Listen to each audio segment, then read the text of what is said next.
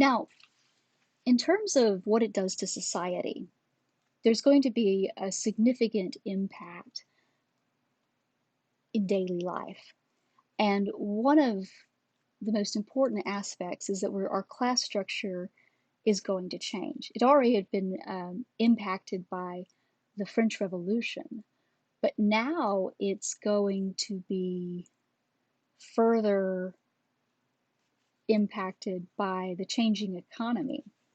So this photo, this image on the side is an early 20th century piece, but it's got this pyramid arrangement where you see those at the bottom supporting the group directly above them. Then there's the military, the church, and the ruling class. We'll talk about this in some detail, but realize this also is a good reflection of the power structure and also where most people were. This is going to be, the Industrial Revolution is going to be the death of the old traditional social order. That traditional three estates of the nobility, the clergy, and then everybody else is going to come to an end. And there's going to be a new middle class that transforms society. And there's also going to be a new definition of the laboring class, and it's going to become more defined as not just poor agricultural laborers, but this new factory, this class of factory laborers. And so there's going to be further divisions within all of these classes, which we'll look at in detail. Just want to give you a little bit of a closer look at these different levels in society. And this is, like I said, this is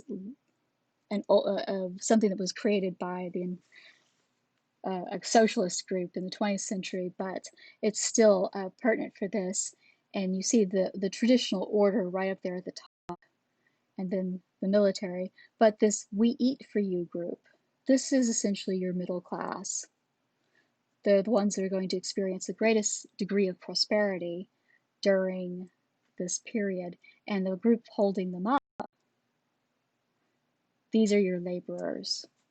And you can see that it's a group that is, comprised of those that are being weighed down. We even have a small victim there on the side where the child is, I guess, expired, but then you also see some revolutionaries about the edges.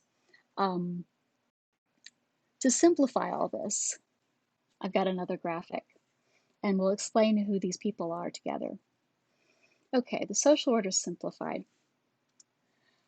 At the bottom of our hierarchy here is our working classes. These are the people who do the work. They are without land. They live from hand to mouth for the most part.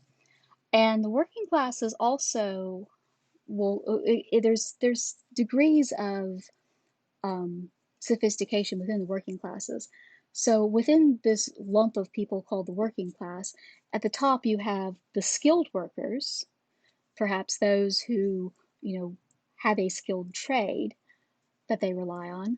The unskilled workers, those that more or less do manual labor, and then beneath those you have the poor underclass.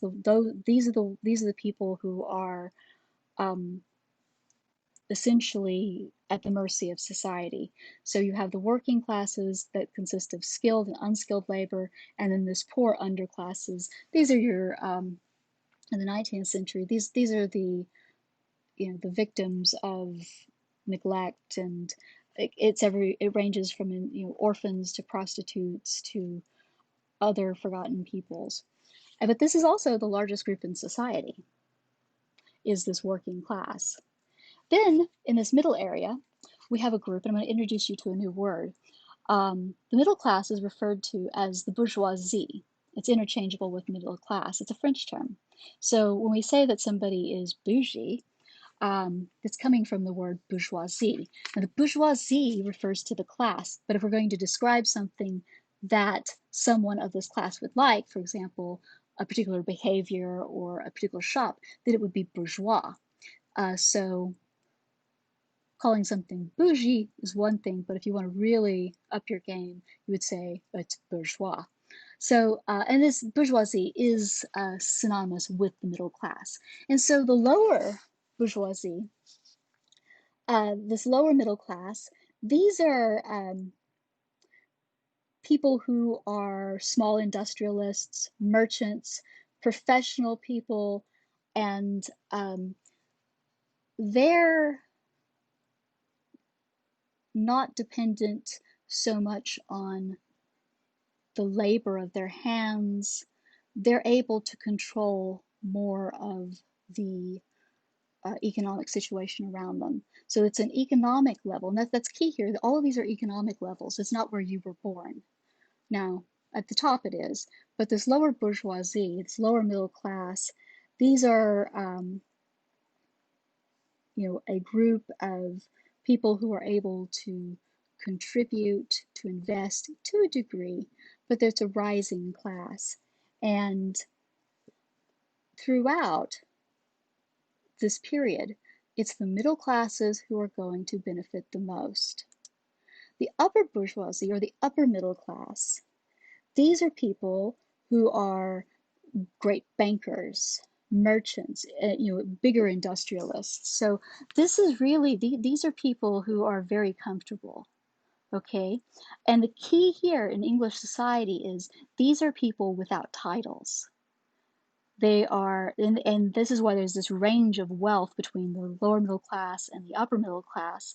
These are people who had no family connection to their wealth. I mean, granted, they will have children and then they'll inherit their wealth later, but these are essentially people who have taken advantage of these opportunities, and they're not deriving their sense of identity, their sense of title, or any of their wealth from land that is, basically been in farmlands, like much of the landed nobility. So that's why the middle class is important. They're connected to endeavors in commerce. And these upper middle class, this upper bourgeoisie, these are also educated positions. You have to have an education to go with it to have these positions. And so the middle class is where you want to be, because these are going to be the real beneficiaries of this early industrial age. All of the prosperity, everything is going to be channeling to this group. And this is going to be a growing group. This is also a group that's going to be transforming society significantly. Now, above them, this is the upper class. And in English society, these are the people who are the landed gentry, people who have titles connected to traditional land holdings, the nobility to a degree, that these people who have these titles like lords and viscount, things like that, and they've inherited their title. Now, for the upper class, this is kind of the old one left over. This is a traditional designation, and in some cases, there are people in the upper class, and because it's based predominantly on your identity, your title. It's that last vestige of what's left over. Who don't have much money, but they have a title, and so. If you're a fan of some of the novels of the Victorian era, they're always looking to marry one of the newer, sometimes wealthier members of the upper middle class, because the desire is for the middle class oftentimes is to aspire to greatness, and greatness is connected to a title. But here you have someone with a title, but they don't have the money to go with it, and on occasion those groups would get together. And then at the very top, you have just the very rich, and these are people that are so far removed from the day-to-day existence of everyone else. This is the royal family. These are completely isolated from most of society. This is Queen Victoria and her crowd. So the working classes, that's just about everybody. And to this day, and even though the American model likes to dismiss this, the majority of people are working class. Then the middle class, again, this is where you find the voice and this ability to move things, to change things, political engagement. This is the engine of innovation and social change within the Industrial Revolution. The upper class, they've got their money from their parents. They really don't care so much, although as they become dependent upon the middle class, they might, but again, they're removed. And then the very rich, you watch The Crown if you need to connect with them. But this is an idea that's important. So, and look at the phrases that we're using: lower bourgeoisie, lower middle class; upper bourgeoisie, upper middle class. Those are interchangeable phrases. But we're not going to be, and students oftentimes make the mistake where you want to talk about the upper classes, and what they mean is the middle class. The upper classes, we'll talk about them a little bit, but not too much when we talk about 19th century industrialism. Now, the factory worker is this new wage earning class. These are people who traditionally always had been part of the working class, but remember, the location of work changes in the 19th century. So within the working class, as I said before, we have these divisions between skilled labor and unskilled labor.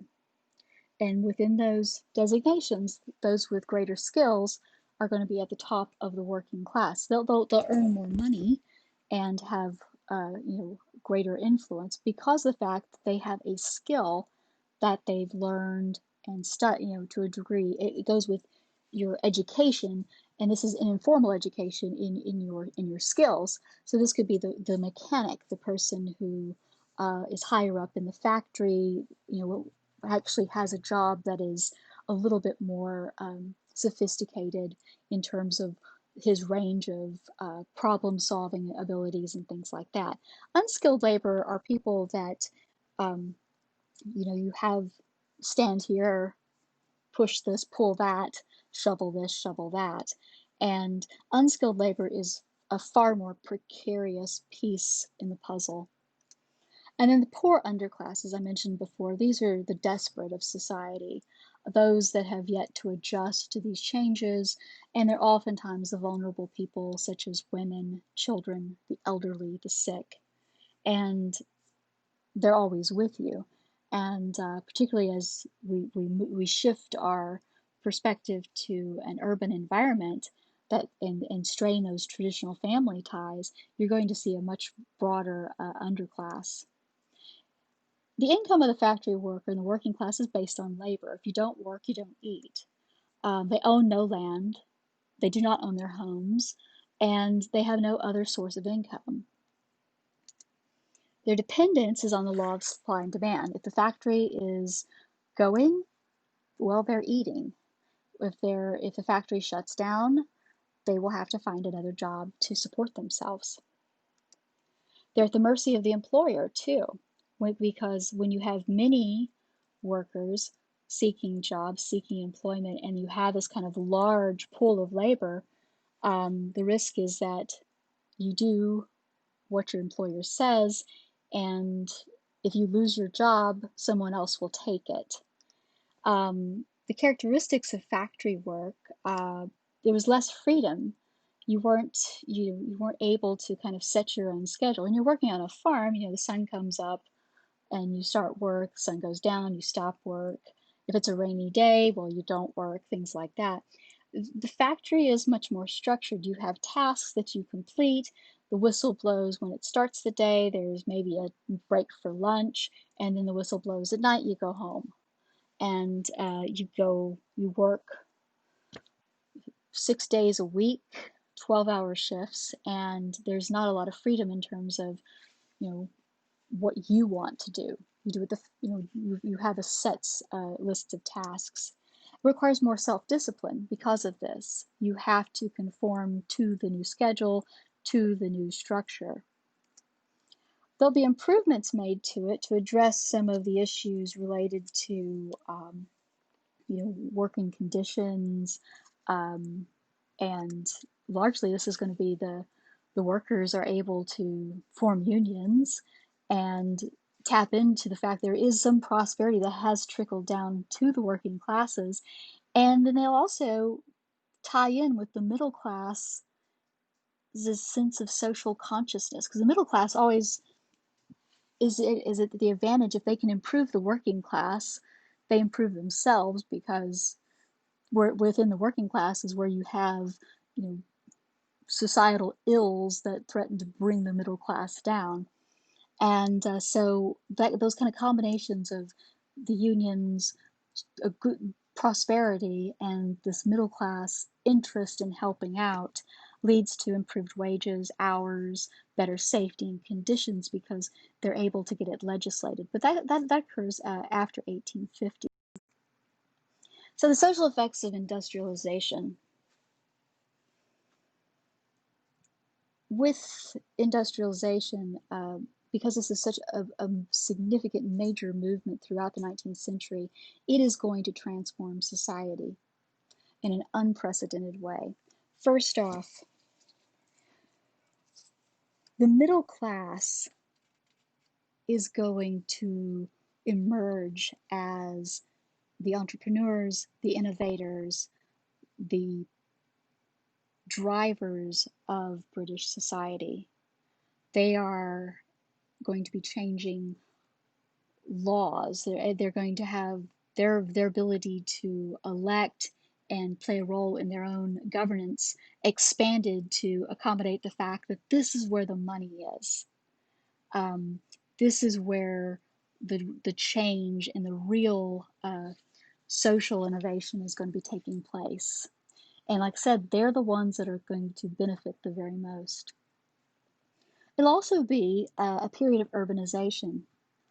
The fact that you'll have new cities and factory towns emerge in these areas closely connected to the raw materials such as coal, and the fact that your people who are having to move from rural positions into these urban areas. And so the role of the city is going to change. The city previously was just an administrative unit. This is where you have government. But now the city is going to be an economic unit. This is where you have the factories and then all of the support services, and this is also where you're going to put the workers. The structure of work changes. The fact that you're moving your workers into a different environment, as we said before, with the nature of work is transformed. It's loss of freedom. It's concentrating your workers in one place and larger numbers of workers, and the role of managing these people. And it's also, you're going to see, as in this picture shows, a range of workers. It's not just going to be males, it's going to be men and women and even children. And from that, you're going to get a class identity, this working class identity. The fact that you brought the working poor all together and concentrated them much more closely. And this is going, because in a rural environment, you're spread out, but now this bringing them all together, and that's going to make it easier to organize, to build unions and have that common voice. And it's also going to create some problems too, because of the fact that you've got a lot of poor, disenfranchised people in a concentrated area. And what is it going to take to keep them from revolting? And that's always one of the concerns, is the laboring classes were always a step away from being the dangerous classes. So the standard of living will improve. The fact that, and the standard of living, this improvement will impact, the availability of food, life expectancy. There are going to be some improvements, and it will trickle down. Early on, it's just going to be primarily confined to the middle class, but it will eventually trickle down. Education after 1871 will be more broadly available to all classes. And the sense of also social consciousness as well. The family structure will also be challenged because in a rural environment, you remain very close to your family because that was your economic tie. I mean, you inherited your father's tenancy on the farm. If you were, you also stayed close to your family because you wanted to eat, and they would take care of you because, well, they're family.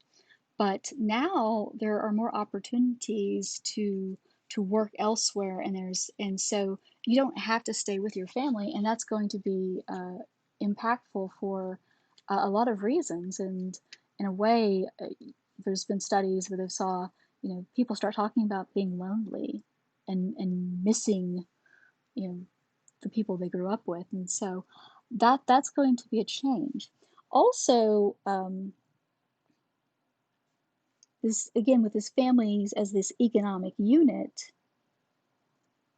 for production is simply isn't there anymore.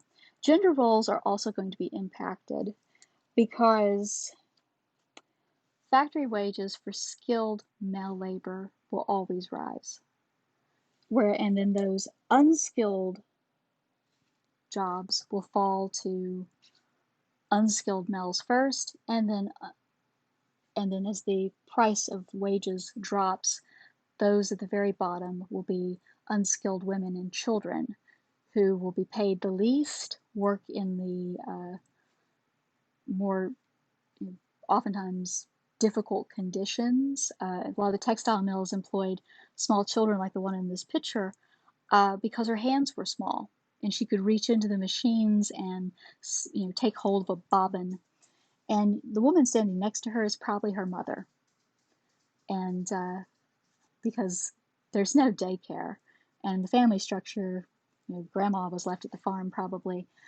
So the child, if she works, she makes a little bit of a wage, but this means also the child doesn't get to play, doesn't get to enjoy an education, and is put in considerable risk. But in terms of gender roles, the other side of it is with the middle classes as well. As the means of production and work has moved out of the home, women have become more isolated from it. If you were a weaver in the 18th century, your wife was also a weaver.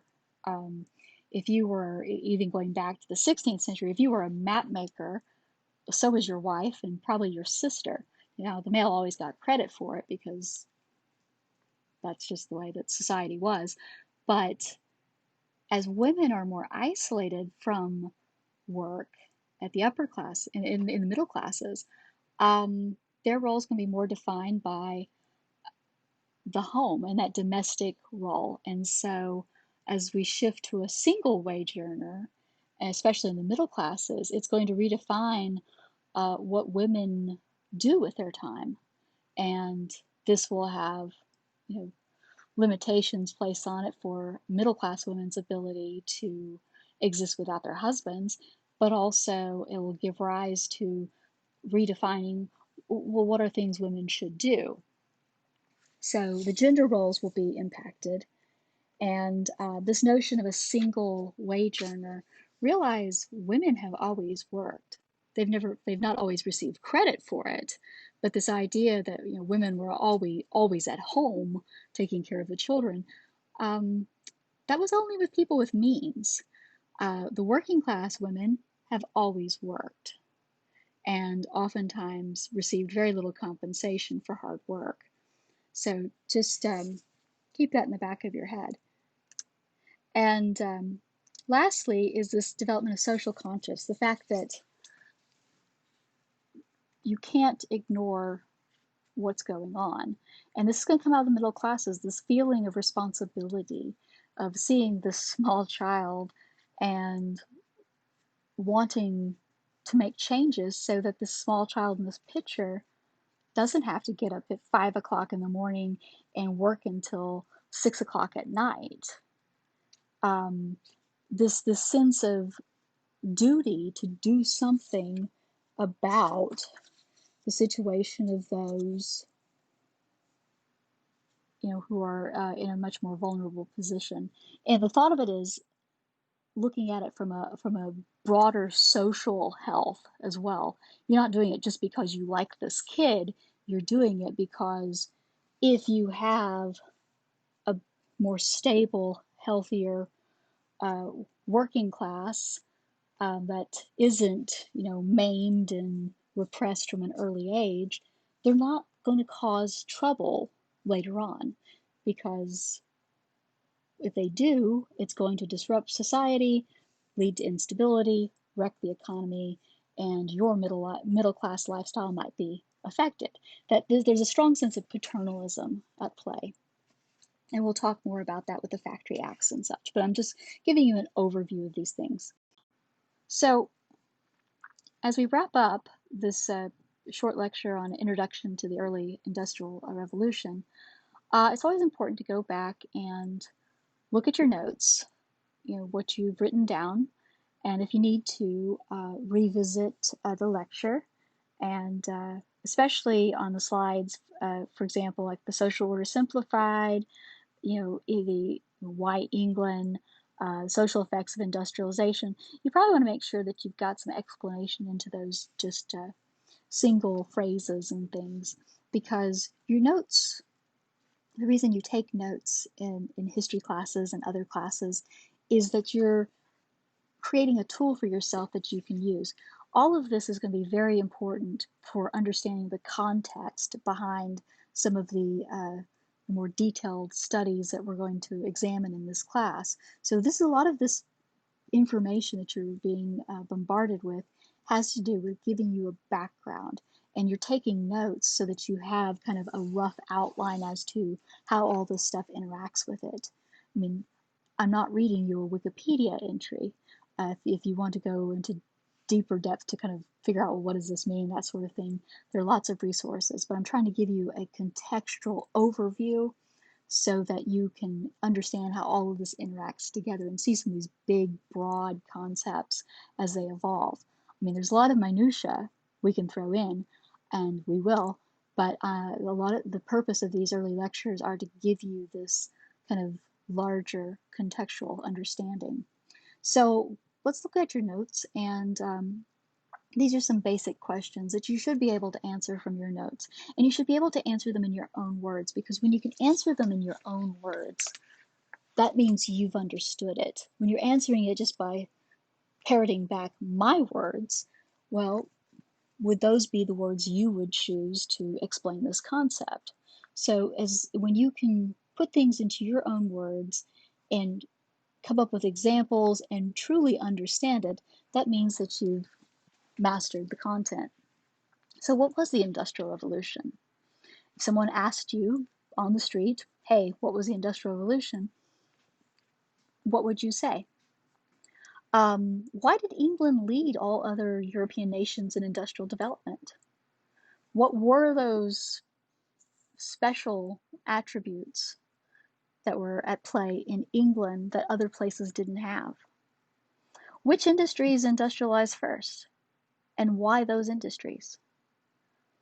How did the Industrial Revolution transform the class structure? And to answer that, you need to know, well, what was the class structure prior?